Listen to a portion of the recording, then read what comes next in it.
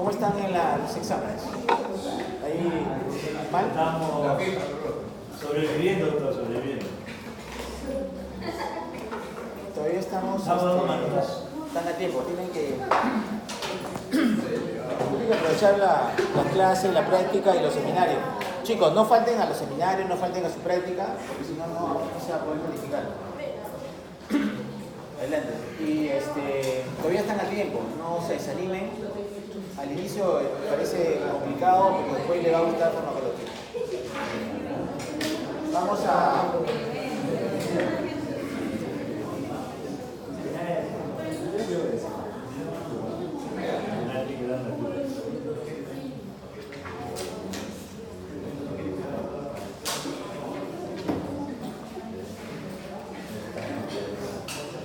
Bien, vamos a hablar un poco de lo que es hipertensión, antiarrítmico y antianginosos. ¿Ya? Se menciona mucho, esto es farmacología del aparato cardiovascular. Hoy en día la hipertensión es una de las enfermedades, una enfermedad muy frecuente, ¿ya? No solamente en adultos, sino también se está viendo en jóvenes, pero más es pasado los 45 años, ¿no? 45 años hacia arriba, más o menos hasta un 65 o 65 años un 20-25%. Después de los 65 ya llega a ser casi un 50% o incluso más. Hoy en día problemas como la diabetes, la obesidad, los alimentos industrializados, los alimentos refinados están causando muchos problemas de salud. La globalización, el estrés, ustedes mismos están sintiendo ya la presión, ¿verdad? Antes era diferente cuando uno estudiaba, ahora hay mucha presión. El tráfico se demora como 2-3 horas, uno que vive lejos llegan a demorar como 4 horas al día o más incluso, ¿no? Entonces todo eso influye y el smog y todo eso, pues la contaminación ya nos deja a nosotros de repente un rendimiento menos por la oxigenación, etc. La calidad del oxígeno y todo eso varía, ¿no? Si nosotros idealmente deberíamos tener un 21% de oxígeno, ¿no? Porque el resto es nitrógeno y helio y otros componentes. Hoy en día tenemos esa cantidad de oxígeno, pero también otros contaminantes, ¿no? Adelante. Entonces, de alguna manera, nosotros vivimos en un mundo de estrés y las catecolaminas que forman parte de ese estrés son las que influyen mucho también en causarnos la presión alta, ¿no? Entonces, estamos con vasoespasmos diariamente. Esas catecolaminas que se liberan son vasopresores. Esos vasopresores pues hacen que las arterias periféricas se contraigan porque están rodeados de músculo liso, que van a sufrir la acción de estas catecolaminas y por ende va a aumentar la resistencia vascular periférica, ¿no? Al aumentar la resistencia vascular periférica, pues la presión va a subir. La presión está más o menos controlada por dos factores, ¿no? Resistencia vascular periférica y el gasto cardíaco, ¿no? Gasto cardíaco. La resistencia vascular periférica son la resistencia, como uno dice, la resistencia de los vasos sanguíneos al paso de la sangre. Si nuestra arteria está relajada, no está aterosclerótica, está normal, entonces el corazón bombea suave, ¿verdad? Porque la sangre fluye por ahí y no hay ninguna presión, no hay ninguna resistencia al paso de la sangre. Siempre la persona tiene una presión normal. Pero si con el tiempo este vasoespasmo va haciendo vasoespasmo, hay una resistencia al paso de la sangre, pues la presión va a subir. Y esto hace que el corazón trabaje cada vez con más intensidad para poder vencer esa resistencia, ¿verdad? Porque hay una presión ahí. ¿Sí? Es como que usted está regando y de pronto presiona la manguera y el agua sale pero fuerte. Entonces esa presión de sangre de alguna manera va a dañar el endotelio. Si este es el vaso, daña el endotelio, ¿sí? Va a dañar el endotelio, entonces eso va a causar alguna disfunción del endotelio, va a agregarse de repente algunos componentes como calcio. Si encima la persona tiene problemas de lipidemia, consumo de grasas saturadas, pues va a acumular el LDL, que es el que se pega a las arterias. El HDL es colesterol que transporta la grasa hacia el hígado para que se metabolice y se convierta en sal biliaria. Pero el LDL es el contrario, agarra la grasa del hígado y lo transporta por las arterias. El HDL al contrario, jala las grasas y lo lleva al hígado para que se metabolice. Por eso le llaman colesterol bueno. Ambos son lipoproteínas que transportan colesterol, ¿no? Algunos son de alta densidad como el HDL y los otros son de baja densidad. Entonces, todos estos factores hacen que nos llenemos de placas o ateromatosas en algunos segmentos de nuestras arterias y pues cause ya no un flujo laminar. Cuando ustedes tienen un canal y el agua está laminar, no genera mucho ruido, ¿verdad? Pero si en el canal hay obstrucciones, de repente hay rocas, qué sé yo, o se adelgaza, entonces va a generar una presión, una turbulencia. Esa turbulencia es la que genera un ruido, ¿verdad? Y eso nosotros lo ocultamos con un soplo. Normalmente nosotros ocultamos, el ruido es laminar, ¿no? Pero cuando hay turbulencia se oculta con un soplo. Entonces todo eso genera algunos trastornos. Entonces cuando el corazón bombea normalmente, ¿no? Y cuando hay resistencia, el corazón va a bombear más rápido. Y ese bombeo rápido hace que el corazón se hipertrofie, ¿verdad? Crezca el corazón. Cuando uno hace ejercicio, el músculo va a crecer. Entonces se hipertrofia y con el tiempo ya no comienza a contraerse porque hay un daño en las miofibrillas y comienza a fibrilar. Entonces la fibrilación auricular, que es una arritmia también que va a venir después, es un daño por una hipertrofia cardíaca o por un problema de isquemia coronaria, ¿no? O sea, hay un infarto, una parte del corazón se muere, ya no se contrae, entonces el corazón fibrila, no se contrae, ¿no? Entonces todos estos problemas van a venir por los problemas cardiovasculares y al final van a causar una isquemia, una disminución en la oxigenación y puede provocar después una angina y después un infarto, ¿no? En cuanto a la presión, hay dos factores que intervienen, como decíamos, el gasto cardíaco, que tiene que ver con el volumen de sangre, y el otro es la frecuencia cardíaca. Entonces va a depender de la cantidad de sangre que yo tenga al corazón, que llegue a mi corazón para que pueda bombear, y de la frecuencia con el corazón bombea la sangre, y de eso depende también que suba la presión arterial. Si sube el volumen, si yo consumo mucho líquido y consumo sal, esa sal va a retener el volumen y va a aumentar mi volumen de sanguíneo, ¿no? Entonces va a aumentar mi presión arterial. Si mi frecuencia cardíaca está acelerada, va a aumentar el gasto cardíaco y también va a aumentar la presión arterial. Entonces, los dos factores, por ambos factores puede sufrir la presión arterial, por el gasto cardíaco y por la resistencia vascular periférica. El gasto cardíaco, entonces dijimos, volumen y frecuencia cardíaca, ¿no? Entonces, hay factores que nosotros tenemos que mediar y podemos controlarnos. Esto es una enfermedad, una de las más frecuentes, pero también es una de las más prevenibles.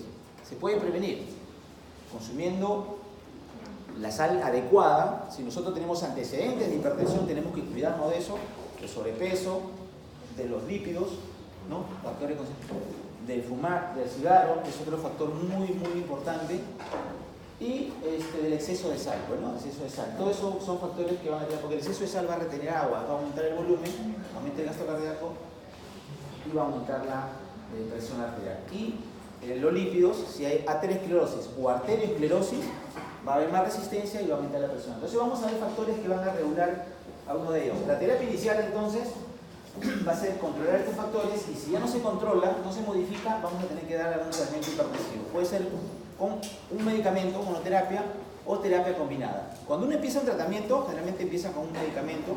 Primero el control adecuado de peso, la dieta, ¿no? Que sean grasas poliinsaturadas o insaturadas, no grasas saturadas, que son las que se acumulan en el organismo. Luego vamos a buscar un antihipertensivo. Hay hipertensivos de primera elección, los diuréticos, los IECAs, los ARA, los calcio antagonistas. Los beta bloqueadores son los medicamentos los cuales nosotros vamos a escoger. Y eso va a depender del tipo de paciente. Todos no tienen medicamentos. Lo vamos a hacer más adelante. Si es un paciente diabético, yo no puedo darle un diurético porque va a aumentar la glucosa. Si es un paciente con hiperuricemia, tampoco puedo darle un diurético porque va a aumentar el ácido úrico. Si es un paciente asmático, no le puedo dar un beta bloqueador, ¿verdad?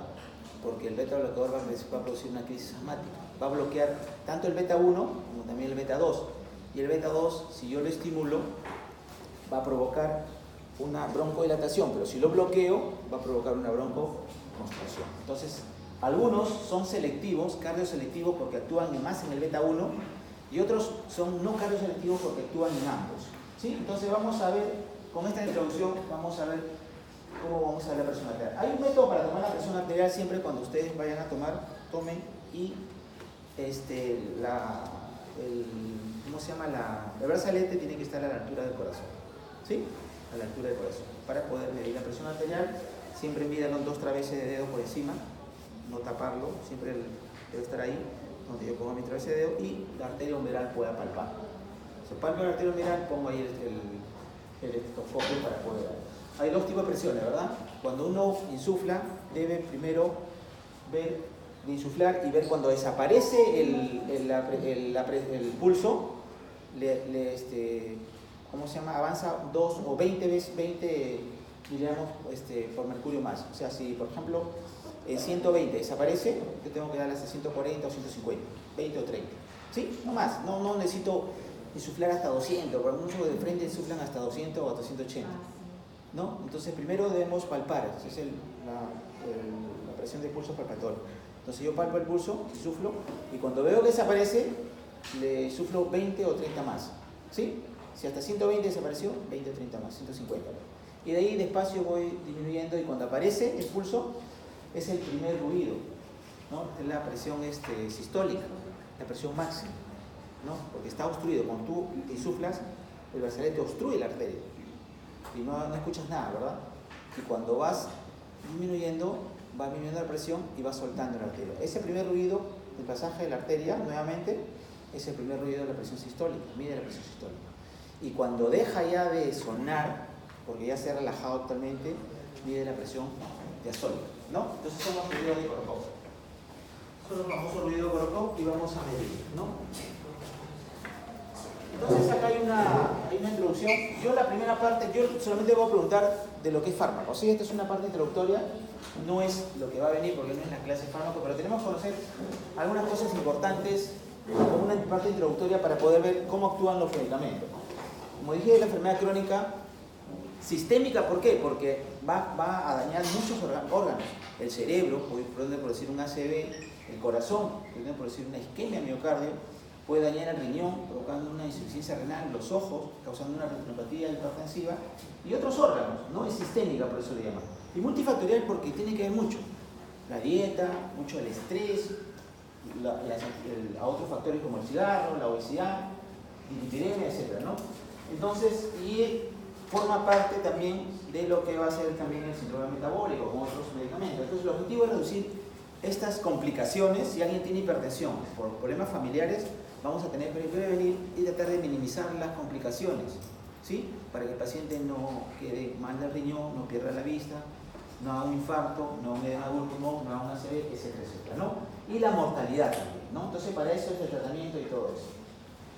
Y te dice que la forma más eficaz es la de reducir la resistencia vascular periférica. Esto es lo que estaba explicando porque algunos tienen presión sistólica elevada, ¿no? Se asustan y su presión se dispara. Eso no es tan malo, ¿no? Como la resistencia, como la mínima. Si la diastólica está elevada, ahí sí es un problema más serio. Entonces, lo ideal es controlar esa mínima.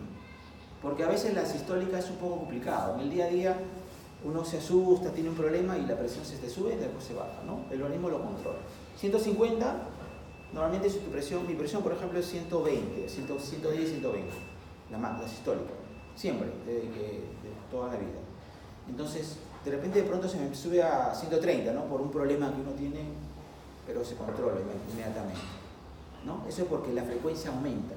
Al aumentar la frecuencia cardíaca, te asustas y la frecuencia del corazón comienza a trabajar rápido, aumenta la frecuencia. Dijimos que la presión arterial depende del gasto cardíaco y de la resistencia vascular periférica.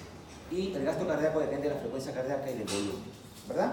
Entonces, nosotros vamos a tratar de modificar. Y esto es lo que, cuando yo insuflo, se cierra la arteria, luego se va abriendo y luego se abre totalmente. Primero y segundo, el último, el cuarto video es el que mide la presión arterial. La forma como tomar, y ahí vamos a ver cómo desaparece y van apareciendo los puntos.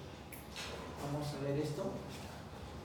Son algunas denominaciones. Eso es parte teórica, no es parte de la que es. Y acá algunas cosas que estábamos viendo, ¿no? Depende mucho, acá está, es una arteria del gasto cardíaco, resistencia vascular periférica y los factores que condicionan cómo puede aumentar, ¿no? Abajo el estrés, la obesidad, una serie de factores que va a aumentar la presión arterial que estamos tratando de explicar. Esto es el orden motor. Entonces vamos a ver unos, y estas son las primeras líneas que había mencionado, diuréticos, beta bloqueadores, ¿no? Los diuréticos disminuyendo el volumen, ¿verdad? La precarga, cuando usted escucha precarga es lo que va a llegar al corazón. El volumen. Entonces los diuréticos actuarían ahí, ¿sí? En la precarga, ¿sí? Para poder tener menos volumen del corazón y también reducir las poscargas al final porque también ayuda a la diuresis. Beta bloqueadores El gasto cardíaco dijimos que es un condicionante para que aumente la presión arterial, ¿verdad? Si yo trato de que el paciente tenga menos frecuencia cardíaca, pues va a disminuir la frecuencia, el gasto cardíaco y va a disminuir la presión arterial. Son medicamentos que no se dan únicos, se dan combinados. La terapia combinada, algunos de estos.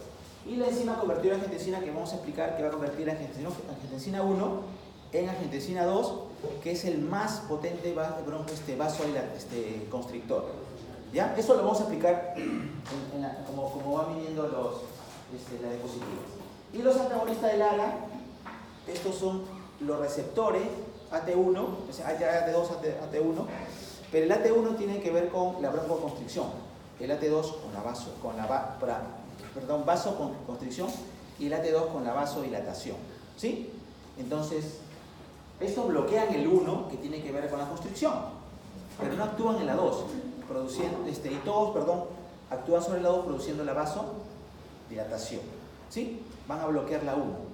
Entonces, la angiotensina, que debería actuar sobre el 1 o el 2, como está bloqueada la 1 que produce vasoconstricción, ya no causa vasoconstricción, pero actúa sobre la 2 que produce vasodilatación. Y los calcio antagonistas, que el calcio es importante para la contracción muscular y la disminución del aumento de la resistencia vascular periférica, también llamado calcio antagonista.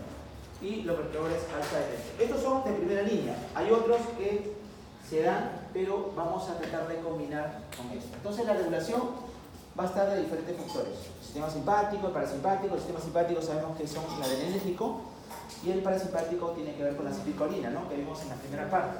Tiene que ver también con el tropismo, la fuerza de contracción cardíaca, con el cronotropismo, también la frecuencia cardíaca y la secreción de adrenalina por la mácula densa. Cuando nosotros tenemos una hemorragia a un evento, lo mismo.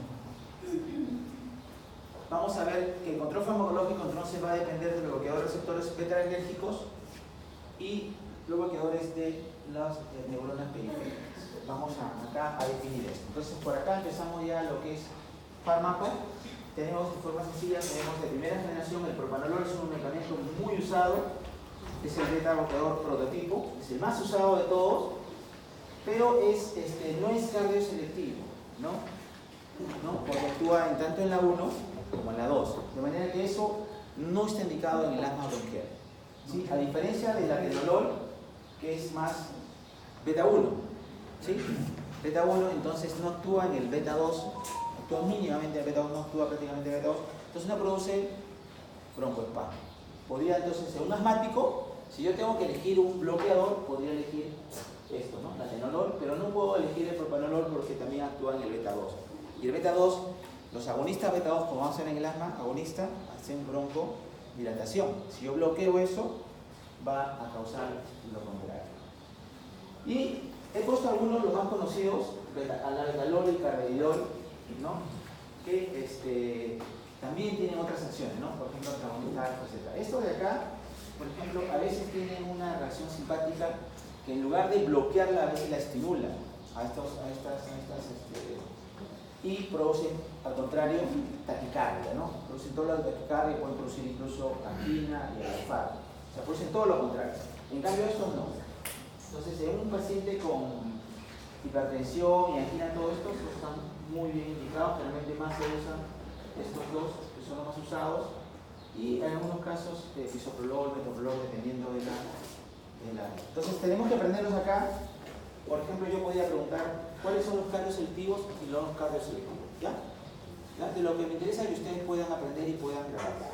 Beta bloqueadores, le van a preguntar, más que primera o segunda generación, cuáles son los cardioselectivos y cuáles son los no cardioselectivos, ¿ya? Entonces, esto, aprenden eso, pregunta de examen.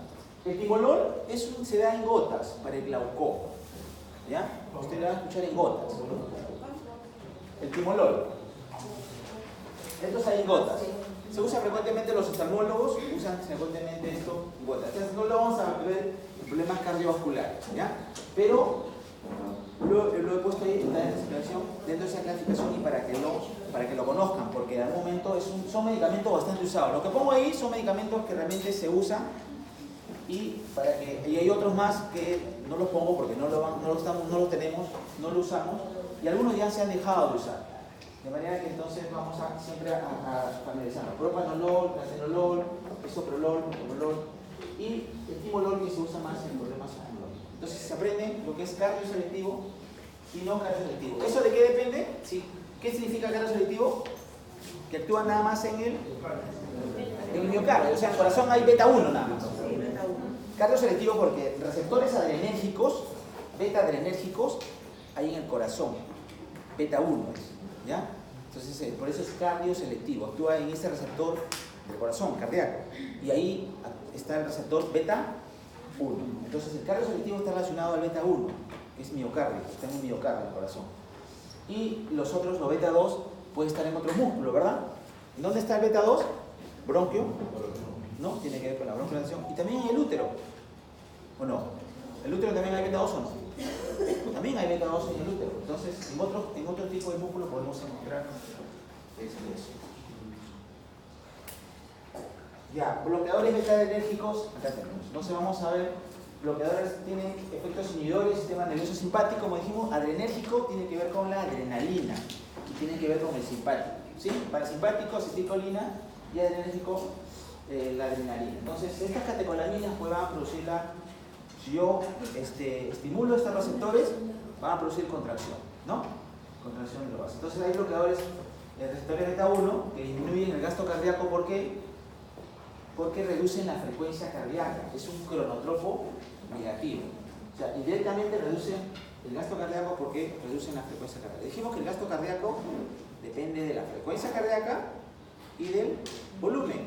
¿Sí? Eso está en la primera parte. Tienen que aprenderse de todas maneras esa parte fisiológica para que esto sea más fácil, ¿no? Porque pueden aprenderlo así directo, pero van a memorizar. Pero si lo aprenden en la primera parte, la parte fisiológica, por eso siempre se hace una introducción, vamos a ver que si disminuimos la frecuencia cardíaca, disminuimos el gasto cardíaco y esto disminuye la presión arterial. Entonces, por eso están indicadas las diferentes dianas terapéuticas. Si nosotros sabemos que el aumento del gasto cardíaco sube la presión arterial, entonces yo tengo que disminuir ese gasto cardíaco. ¿Cómo lo disminuyo? Lo puedo disminuir con estos medicamentos. Bloqueando receptores específicos a nivel de miocardio, los beta 1, ¿sí?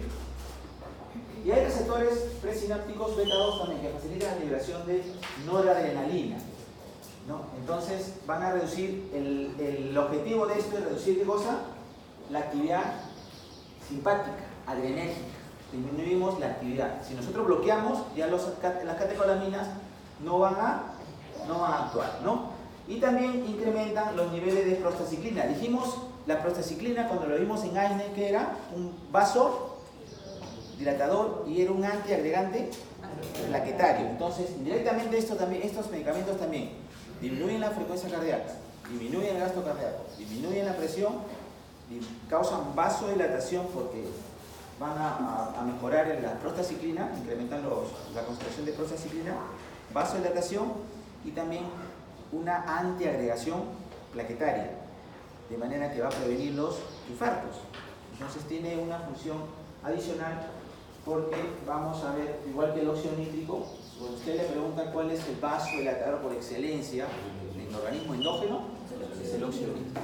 Esto del óxido nítrico, si esto es el endotelio vascular, o sea, en nuestras arterias, el endotelio vascular, el endotelio de las arterias, libera óxido nítrico, sintetiza óxido nítrico, para que nosotros podamos tener vasodilatación. O sea, es un equilibrio al organismo.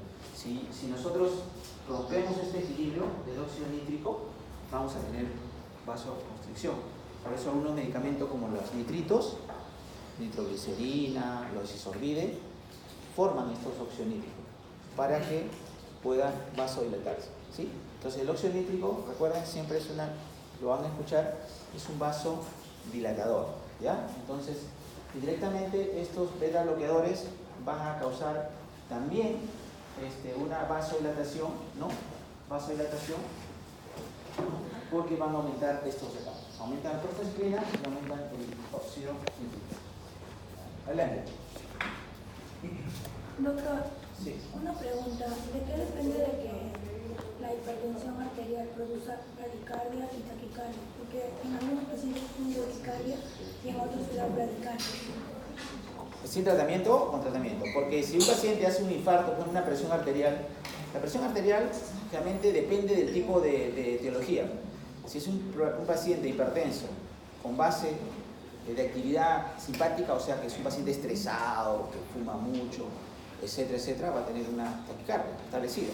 Frecuentemente está renegado, estresado, entonces su actividad, su actividad adrenérgica es la que hace que su presión suba, ¿verdad? Está estimulado mucho la actividad adrenérgica. Las catecolaminas están sobreexpresadas y los receptores beta 1 están activados, entonces producen vasoconstricción, ¿no? Pero en los pacientes que de repente tienen genéticamente, por herencia, tienen tendencia a presión arterial o un problema renal, por ejemplo, ellos no necesariamente van a tener taquicardia, pueden tener una frecuencia renal, la cardíaca normal, porque no está causado su hipertensión por el problema adrenérgico, es un problema de repente renal. Si un paciente tiene feocromocitoma, hay una gran descarga de catecolaminas, también va a tener una taquicardia. Y una bradicardia. Una bradicardia. Si un paciente ha hecho un infarto, por ejemplo, podría tener o fibrilación auricular o un bloqueo de repente y puede tener bradicardia. O sea, ya son de repente complicaciones del paciente, ¿no? Te puede producir una taquicardia, ¿no? Una fibrilación, es una taquiarritmia, por ejemplo, que lo vamos a hacer más adelante cuando veamos arritmia, o una bradicardia, por ejemplo, cuando hay un bloqueo por el problema de la conducción. En el corazón hay dos tejidos o sistemas. Un tejido contráctil, que tiene que ver con la contracción del corazón. El corazón se contrae automáticamente porque hay un sistema eléctrico, que es el automatismo, ¿ya? El sistema de conducción. Ese automatismo a veces se pierde. Entonces hay un retardo en que del nódulo sinoauricular pase al nódulo AB. Hay un retraso. Entonces ese retraso causa que el corazón trabaje lento, ¿ya? Eso se corrige con medicamentos. Y si no se puede corregir con el medicamento, porque el bloqueo de tercer grado es mucho ya, el paciente tiene de repente 35, hasta 30 de frecuencia cardíaca, que normalmente es 60, 90, y hace 40, 50, 40, 35, entonces el paciente se puede caer, ya tiene síntomas. Entonces hay que poner un marcapaso. Pone acá con una batería para que estimule el nodo sinoauricular y pueda estimularse la actividad eléctrica. Entonces el corazón, a diferencia de otro músculo, tiene un automatismo. Trabaja día y noche, nosotros los mismos, el corazón trabaja siempre, es automatismo. En cambio el músculo necesita contraerse, ¿verdad? Nosotros tenemos una actividad y se contrae, después se relaja. Pero si estoy quieto, mi músculo no está trabajando ahí, ¿no? Si estoy quieto, mi brazo está relajado. Pero el corazón sí tiene una actividad propia. Esas son las células especializadas porque tiene algunos puntos eléctricos, que es el marcapaso, que se inicia en el nódulo sinoauricular. Entonces, estos bloqueadores, si alguien lo toma, no reduce la presión arterial, ¿sí? O sea, no es que reduzca la presión arterial, ¿ya? No te va a causar hipotensión, como algunos. A diferencia, por ejemplo, de la nifedipina, otros que sí te puede bajar la presión. Son muy potentes vasodilatadores, porque te va a causar presión. Pero esto no reduce la presión arterial, así que solamente los hipertensos controla la frecuencia cardíaca y indirectamente reduce la presión arterial, ¿sí? Entonces son de primera elección, dijimos, en las hipertensiones asociadas a enfermedad cardiovascular, ¿no? Coronarias y la taquiarritmia. Cuando un paciente tiene taquiarritmia, como decía su compañera, paciente dependiente de frecuencia cardíaca aumentada, una taquiarritmia, cualquier tipo de taquiarritmia, ventricular o supraventricular o fibrilación auricular, podríamos nosotros tener este paciente, ¿ya? Una enfermedad coronaria también, porque dijimos que era causada vasodilatación, porque liberaba prostaciclina, liberaba óxido nítrico y disminuía la agregación plaquetaria. Entonces evita la formación de trombos indirectamente y potencia la acción de los antiagregantes plaquetarios, ¿no? Bien, y está indicado también cuando existe el predominio de la actividad simpática. Si nosotros tenemos un paciente que está segregando muchas catecolaminas, adrenalina, adrenalina, entonces propanolol, con eso lo tranquilizo al paciente. Disminuye, o sea, tiene catecolaminas, pero no va a actuar porque está bloqueado el beta 1. Si está bloqueado el beta 1, no va a haber la taquicardia, ¿verdad?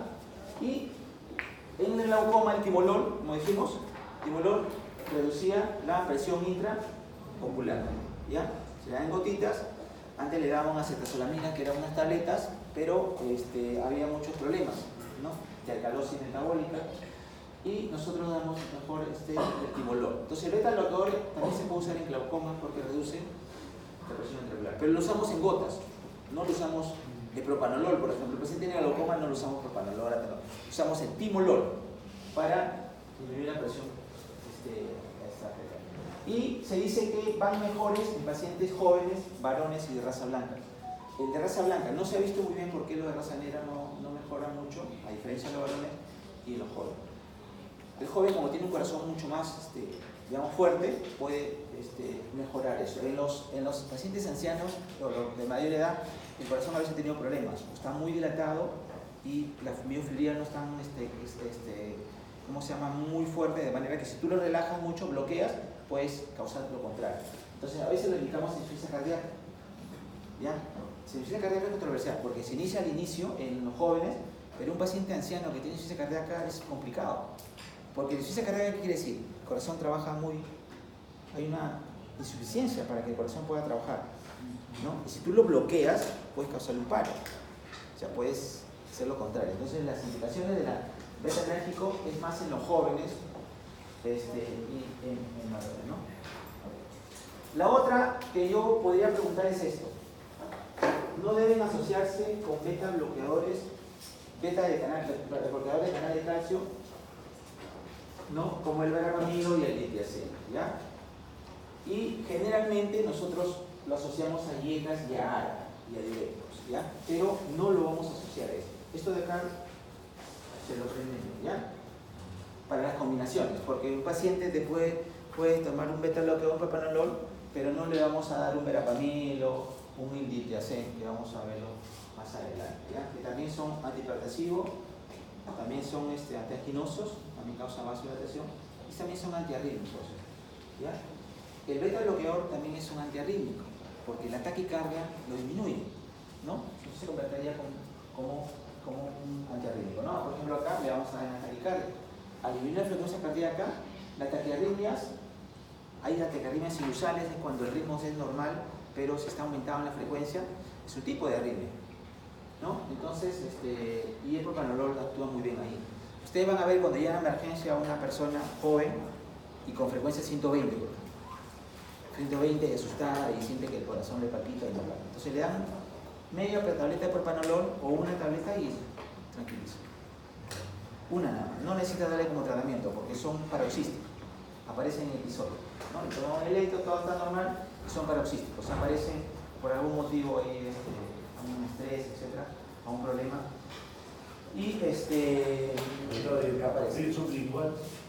El captopril sublingual, eso lo vamos a ver ya en la IECA, pero se da para la persona que ahora no se usa mucho porque disminuye muy brusco la presión. Eso lo vamos a ver porque no se da ya es sublingual. O sea, mejor es darle oral y disminuir la presión arterial, se debe disminuir lentamente. Si tú disminuyes bruscamente la presión arterial, puedes causar una isquemia. O sea, si la presión está en 200, por ejemplo, y tú le disminuyes bruscamente a 140, porque 140 es normal, ¿verdad? Entonces, no, hay que disminuir a 140, 130. Lo disminuye bruscamente, entonces de pronto el cerebro se queda con poco oxígeno y hace una isquemia, y el paciente de pronto está focalizado, hace una ACV. Isquemia, por causa de la hipotensión brusca, la caída bruscamente. Es como si perdieras de pronto sangre, el 50%. Entonces, eso hay que tener cuidado. Entonces, mejor se prefiere por vía oral. Sin embargo, a veces se ve en hospitales que algunos lo ponen. Eso hay que tener cuidado, sobre todo en los ancianos, ¿ya? Antes se ponían nifedipino sublingual, ahora se ha prohibido, está contraindicado nifedipino sublingual. Yo cuando era interno dábamos nifedipino sublingual y los mismos doctores decían que no había problema. Decían, pero no baja mucho, porque no había evidencia. O sea, nosotros lo malo es que no hacemos estudio y no seguimos a los pacientes. En Europa hacen un seguimiento estricto, en Estados Unidos, y ellos dicen no, la medicina basada en evidencia nos dicen que ha habido estos ACV porque se le ha bajado a estar relacionados igual. Los que han venido a emergencia con hipertensión y han terminado con DCB han sido los que han tomado igual. Hacen dos grupos, ¿no? Entonces ellos, mediante evidencia, demuestran de que no se debe dar la vía sublingual. En cambio acá nosotros, ¿qué hacíamos? Dábamos sublingual y si el paciente hacía ACV, le echábamos la culpa a la hipertensión. Ya ves, no la ha bajado muy rápido, ¿no? Te has demorado en bajarlo. Y es todo lo contrario. La isquemia es la que te produce otro. Entonces, estos medicamentos, como está acá, no se debe dar, no es muy recomendable en ancianos. Es un corazón ya desgastado, insuficiente, ¿no? Que si tú lo bloqueas un poco, va a tratar de ser más insuficiente que un corazón que tiene que el miocardio está todavía bien, no tiene infarto, ni isquemia. Y él lo rasanera porque no se ha evidenciado muy buena respuesta. Hay cosas que todavía no tienen explicación en cuanto a por qué los negros, por ejemplo los raza negra, no tienen una mejor respuesta. Pero se recomienda de que no deberíamos darle en este grupo. Sí. También entonces en gestantes para el HTA también ya no se pone sublingual porque antes se ponía. No se debe poner sublingual. Vía oral. ¿Cuánto más o menos has visto una presión arterial en la gestante? 180. Máximo, hasta menos. 150. Claro, pero con esa presión, 160, 180 no justifica una sublingual. Vía oral. O sea, es como la fiebre. Si un niño tiene fiebre, tú le puedes bañar al niñito, le das su paracetamol o le hacen gotas su metamisol por último y baja la fiebre progresivamente porque la fiebre no es una enfermedad, es una alerta. Está sonando la sirena de que algo pasa ahí, ¿no? Como la ambulancia que cuando tú ves la ambulancia es porque está llevando algo, ¿no? Un enfermo. Ya. La fiebre es una alerta de que algo está pasando en el organismo, de que ese niño o la persona tiene una infección probablemente, ¿no? Pero ya la presión tampoco se vuelve un marcador específico, porque yo misma he visto pacientes en alto riesgo séptico con 120-80 convulsionar con eclampsia. Depende del subbasalco, ¿no? Si nosotros vemos que la paciente ha tenido una presión muy baja, la mayoría de las mujeres tienen 90, 100. Si tu presión, por ejemplo, es 90-60, 90-50, normal, 90-60, y sube a 120, ya son 30. Si sube 30, se considera hipertensión. Cuando es más de 30, si tu basal es 130 y tú tienes una 150 o 140, o sea, sube 30, ya es una hipertensión arterial, no es tu basal. Pero no por eso lo vas a poner sublingual, lo vas a bajar bruscamente. Entonces, veo el factor. Por ejemplo, hay personas que vienen, yo he visto cuando ingresaba, hacía emergencias, hasta este año no hago emergencia, y veía y me dejaba un paciente, decía, al paciente le hemos dado sublingual, dos catopril, le hemos dado 2 catopril sublingual, le hemos puesto 2 ampollas de furosemida y sigue la presión alta esa. Entonces conversaba con el paciente, tenía un problema con los hijos, qué sé yo, le daba su alprazolam y bajaba la presión, porque el paciente estaba descargando adrenérgicamente. Entonces es un paciente que está con las catecolaminas, está con descarga. Y hay pacientes que pueden hasta morir, vienen con infarto por problema de un paciente. Recuerdo que le estaban quitando su casa, ¿ya? Los vecinos habían alquilado la casa y le habían hecho juicio y le estaban quitando la casa, ¿ya? Se tuvo un problema y le dio un infarto. Llegó al hospital, estaba cerca, nosotros lo vimos en seguro y lo tratamos todo y no prohibimos la visita porque los familiares estaban afuera y querían contarle que todo, la policía, o sea, querían traerle más problemas. En un descuido entró el hermano y el paciente se murió. Porque un reinfarto, que el paciente está emotivo, o sea, tú relajas, un infarto, un paciente que hace un infarto ahorita y nuevamente a las pocas horas hace otro infarto, es difícil, realmente es mortal. O sea, un reinfarto es mortal. Entonces, estas catecolaminas, chicos, no es una broma, o sea, hay que tratarla con los factores que determinan. Ese paciente yo le doy un alprazolam, el paciente se relaja, se tranquiliza o se duerme si está cansado y eso permite que el corazón trabaje más suave. Pero ¿para qué le vas a dar? O sea, de frente no vas sin preguntar, le das captopril, nifedipino, ¿qué más? Furosemida para eliminar la bolemia. Entonces eso realmente no deberíamos tener. Y eso a veces empeora el cuadro, porque cuando el paciente, por ejemplo, se tranquilice, todo el efecto medicamentoso que ha tenido en causar vasodilatación, ¿no? O disminuir la IECA, va a tener repercusión, o sea, va a bajar bruscamente la presión después. Cuando el paciente esté tranquilo, se baja la presión. En los ancianos, tengan cuidado porque yo he visto ancianos que venían después. Había un congresista que venía, bueno, antes era un diputado, que ya estaba ancianito y venía todos los días venía con hipotensión. Y decía, doctor, pero la hija decía, le damos lo mismo, con un enalapril nada más, se controlaba él, y le siguen dando un enalapril. Sin embargo, comenzaba a hacer hipotensión y todo el mundo echaba la culpa a otra cosa. El problema es que la función renal estaba disminuyendo. Entonces, cuando un paciente hace hipotensión y no ha variado su medicación, hay que fijarse en problema renal. Entonces, le tomamos la creatinina y estaba aumentada. Entonces, ¿qué estaba? Estaba acumulando medicamento. O sea, ya no, lo que le dabas una dosis, ya no era una dosis, era como si le das el doble. Porque no eliminaba el medicamento, acumulaba medicamento. Entonces, un anciano que comienza a hacer hipotensión, hay que fijarse en el problema renal. Por eso dicen que en los ancianos adultos hay que disminuir la dosis. Hay que disminuir la dosis. ¿Sí? No se dan los medicamentos completos, la de un adulto. Hay que tratar de tener más cuidado con los pacientes ancianos porque su problema renal ya disminuye. Su hígado metaboliza menos el medicamento. Y hay medicamentos que se metabolizan en 3 a 4 y pueden tener algunos problemas. Entonces, nuestras enzimas hepáticas también disminuyen con los años y se metaboliza cada vez menos medicamento. Entonces, el medicamento se va a acumular. Contraindicaciones, chicos, de lo que yo les puedo preguntar en un caso clínico, un paciente que tiene hipertensión, todo, pero es asmático, por ejemplo. Yo pongo ahí alternativa de tratamiento, le pongo propanolol. ¿Le van a dar propanolol? No. Le pongo atenolol. ¿Podrían darle atenolol? Sí, podrían darle, ¿verdad? Sí, atenolol sí, porque el atenolol es cardioselectivo, ¿no? Actúa más en el beta 1. En cambio, el propanolol actúa en el beta 1 y el beta 2. Actúa en el corazón, el beta 1, pero también actúa en el bronquio, beta 2. Entonces puede producir broncoconstricción y puede agravar la crisis asmática. No solo el asma, sino también el paciente con EPOC. ¿Ya? Con una obstrucción pulmonar crónica, obstructiva crónica, ¿no? Ya, acá más o menos pues eso es lo más resaltante ahí. Y en la insuficiencia cardíaca, cuando están descompensadas o en los ancianos, hay que tener cuidado. Porque la insuficiencia cardíaca del corazón trabaja muy lento. Hay insuficiencia del corazón, como su nombre no me lo dice. Entonces, si yo bloqueo eso, puedo causar un problema. Sin embargo, en las preguntas de examen hay que tener cuidado porque a veces es una indicación de insuficiencia cardíaca, digamos temprana, controlada. Insuficiencia cardíaca controlada, podríamos dar, si un paciente joven, podríamos dar beta 2, ¿no? Muy bien, y siempre, esto es para todos, cuando damos un medicamento para la presión hay que retirar progresivamente. Si yo bruscamente lo corto, salvo que le dé 1 o 2 días nada más, o una dosis como, pero causa una hipertensión de rebote la mayoría de ellos, ¿no? Entonces ahí, asma bronquial de EPOC puede ser una de las preguntas. ¿Ya?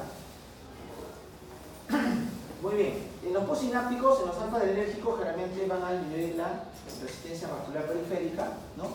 Y la presión arterial. Dijimos que la presión estaba regulada por el gasto cardíaco y eso disminuye la beta 1, ¿no? Disminuye el gasto cardíaco, disminuye la frecuencia cardíaca. Esto disminuye la resistencia vascular periférica, ¿sí?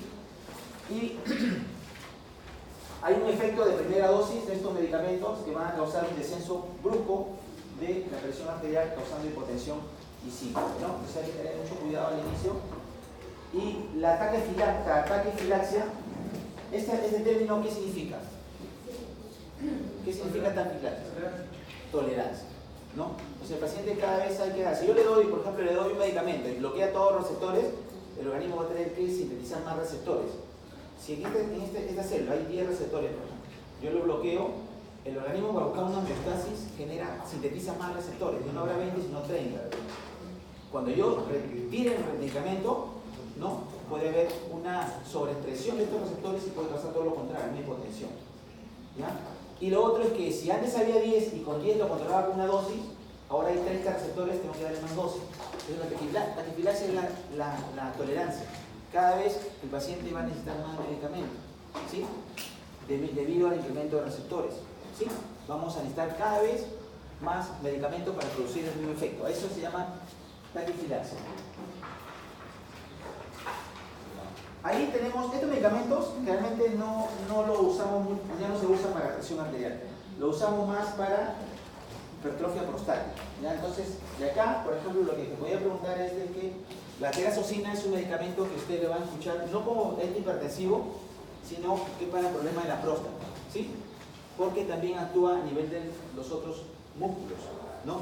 Inhibe, por ejemplo, el músculo de la próstata, del cuello de la vejiga, reduciendo la resistencia de la uretra. Entonces el paciente que está con la próstata así, que no puede orinar, relaja y puede orinar mucho más, ¿no? El paciente de la próstata acumula orina, está contraído el cuello de la vejiga, el extrusor de la vejiga, y va al baño porque esa presión hace que orine poquito. Y va al baño 3 veces, 4 veces, 5, 6, 7, 8, 9 veces.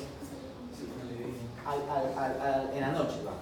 En la noche hay mayor regreso, retorno venoso, y entonces el paciente va a tener una nicturia, se llama, es la orina de uresis nocturna. Entonces, ¿por qué orina poquito? Orina poquito y nuevamente la presión vence la presión, cuando es mucho líquido, va a vencer la resistencia de la próstata, el extrusor de la vejiga, y va a orinar poquito. Disminuye la presión y nuevamente se vuelve a cerrar. Entonces esto lo que hace es relajar el músculo, el extrusor de la vejiga, o el cuello de la vejiga o la próstata, y hace que el paciente orine bastante. Entonces puede orinar 1 o 2 veces en la noche, porque ya orina bastante, y desocupa la vejiga. No hay mucha retención de orina. Entonces al desocupar la vejiga ya no le está llamando a cada rato, orina 1 o 2 veces en la noche. Entonces se emplea la terazocina. Disminuye también la hiperplasia prostática, el tamaño de la próstata, y hace que el paciente tenga una mejor calidad de vida en el nocturno. Entonces vamos a darle para los síntomas de la hiperplasia prostática. Entonces los alfa adrenérgico, generalmente como la terazocina, no lo vamos a usar como antihipertensivo, así, comúnmente. Se han descubierto como antihipertensivo porque cuando hicieron los estudios empezaron como antihipertensivo, pero posteriormente vieron de que mejoraba los síntomas prostáticos.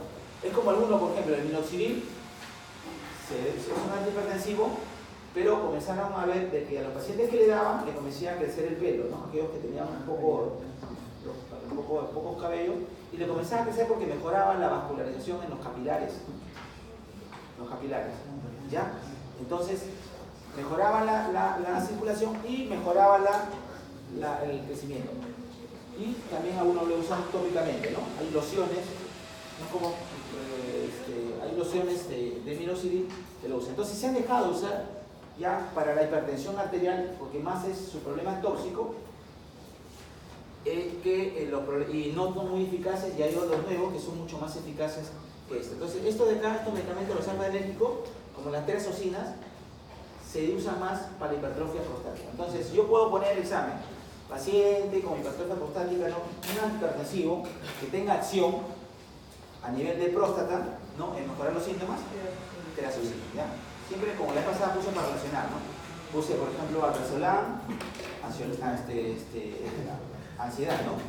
Puse midazolam, hipnótico, un efecto hipnótico, diazepam, una crisis convulsiva, etcétera, etcétera. Entonces podría poner acá un paciente que tenga problemas prostáticos, está indicado el alfa adrenérgico, la terazocina especialmente. Y hay otros medicamentos, pero la más usado, la que usamos de la terazocina, ¿sí? Para estos problemas prostáticos.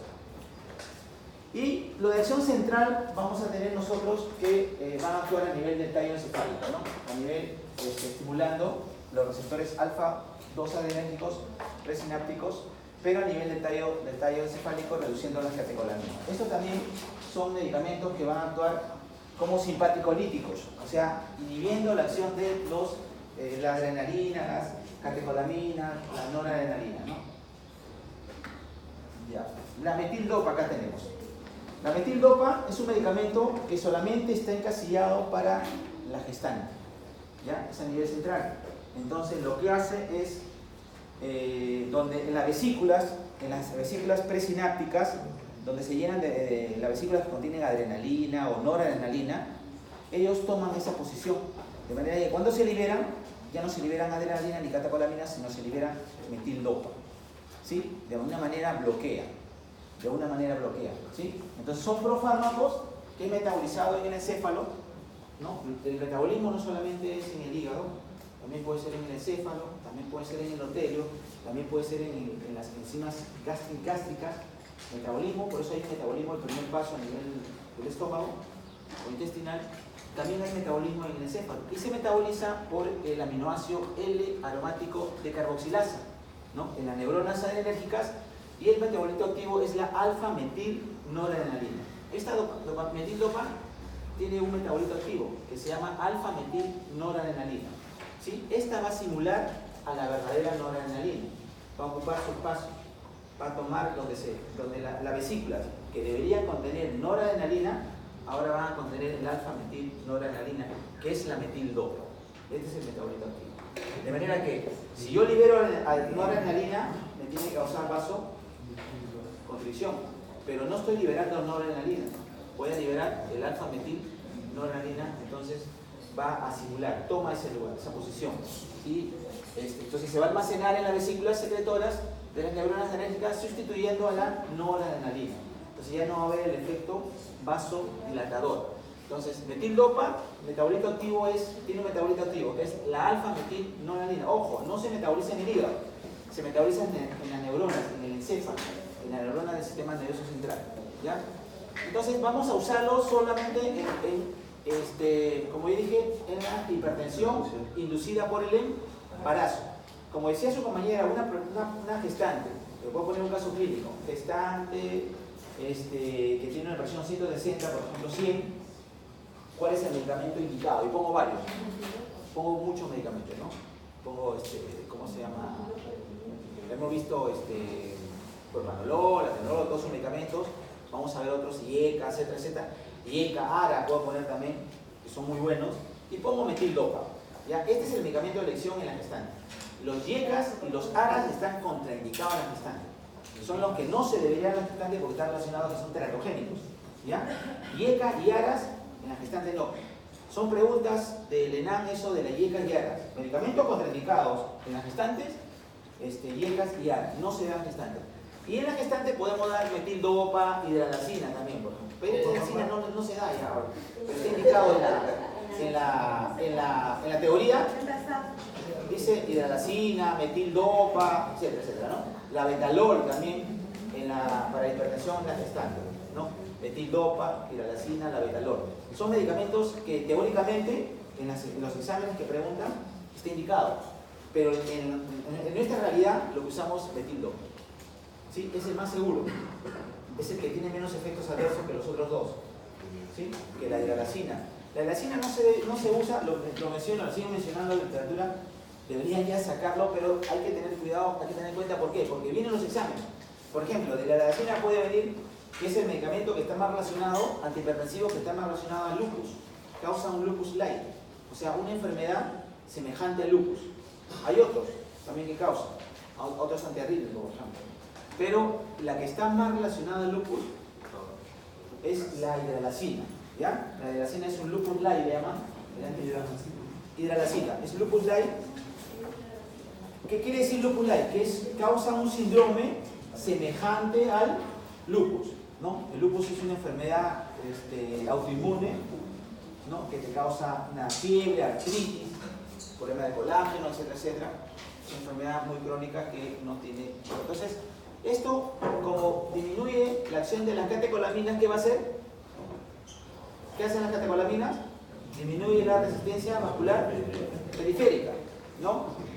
Y el gasto cardíaco, la frecuencia cardíaca y la presión arterial. Todo va relacionado. Resistencia vascular periférica, gasto cardíaco, ¿no? Y la presión arterial. Entonces, ¿cuál es el RAM principal de esto? Como actúa a nivel del sistema nervioso central y todo eso, causa sedación, depresión, pesadillas, etcétera, etcétera, ¿no?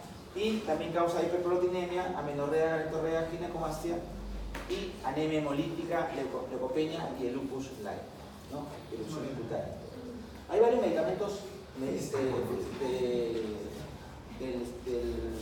antihipertensivo que causan, pero el más relacionado al lupus light, estos son muy raros, más en la parte de somnolencia, pero es la hidralacina, ¿sí? La hidralacina, lupus light, así, en las preguntas, tiene mayor incidencia de hasta un 25% de estos pacientes que toman hidralacina, el lupus light es bastante alto, o sea, la cuarta parte.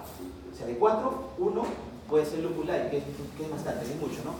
Entonces, metildopa, la indicación sería gestante, ¿no? Hipertensión inducida en el embarazo. Vamos a ver acá la clonidina. Vamos a ver algunos pacientes que son más usados, ¿ya? Estos no son muy usados, no los tenemos en el mercado también, pero inicialmente a veces empiezan a desarrollar como otros medicamentos, ¿no? Como le decimos ¿cómo se llama? Los minoxidil, etcétera, etcétera, ¿no? Y básicamente lo usamos para poder diagnosticar los fregados cromocitomas. El fregado cromocitoma es una gran descarga adrenérgica, produce mucha descarga adrenérgica.